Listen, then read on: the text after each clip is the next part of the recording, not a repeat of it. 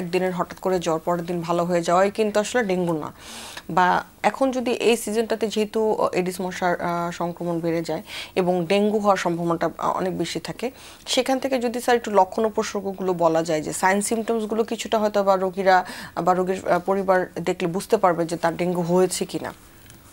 Dengue জ্বরের প্রধান লক্ষণ হচ্ছে জ্বর, এবং শুরুতেই কিন্তু হাই ফিভার থাকে, উচ্চ জ্বর, জ্বর 103-4 শুরুতেই। সাধারণত দেখা যায় যদি টাইফয়েড জ্বর কিংবা নিউমোনিয়ার জ্বর, আমার ফ্যারিনজাইটিসের জ্বর, এগুলো কিন্তু জ্বর ধাপে ধাপে বাড়ে। কিন্তু ডেঙ্গুর জ্বরটা প্রথম দিন থেকেই অনেক জ্বর শুরু হয়ে যায়। কিছু কিছু রোগী এর আগে 12 ঘন্টা 24 ঘন্টা আগে গায়ে ব্যথার কথা বলতে পারে, একটু সর্দি সর্দি মেজমেজ করার কথা বলতে পারে, কিন্তু জ্বর যখন হয় তখন আমরা বুঝতে পারি যে এটা জ্বর। এবং জ্বর হঠাৎ করে 103-4 হয়ে যাবে।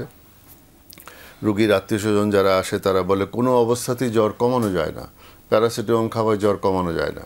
তখন তারা কি করে, তখন ওই যেগুলোর NSAID জাতীয় ওষুধ আছে ওগুলো ব্যবহারের দিকে ঝুঁকে যায়।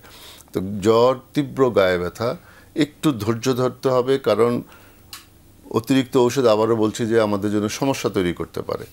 তাহলে যদি অ্যাডাল্ট পপুলেশন আমরা ধরি, তাদেরকে দিনে 3 গ্রাম পর্যন্ত প্যারাসিটামল দেওয়া যাবে।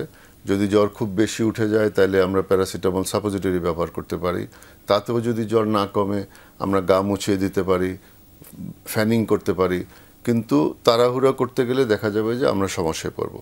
তাহলে ডেঙ্গু জ্বরের প্রধান সমস্যা হচ্ছে উচ্চ জ্বর, প্রথম দিকেই একদম জ্বর বেশি হয়ে যায়, এবং জ্বর কিন্তু ধাপে ধাপে কমতে থাকে। প্রথম দিন অনেক জ্বর থাকে, দ্বিতীয় দিন অনেক জ্বর থাকে, তৃতীয় দিন থেকে জ্বর একটু কমে যায়, চতুর্থ দিন দেখা যায় জ্বর প্রায় চলেই যায়, এরপর আবার জ্বর আসতে পারে।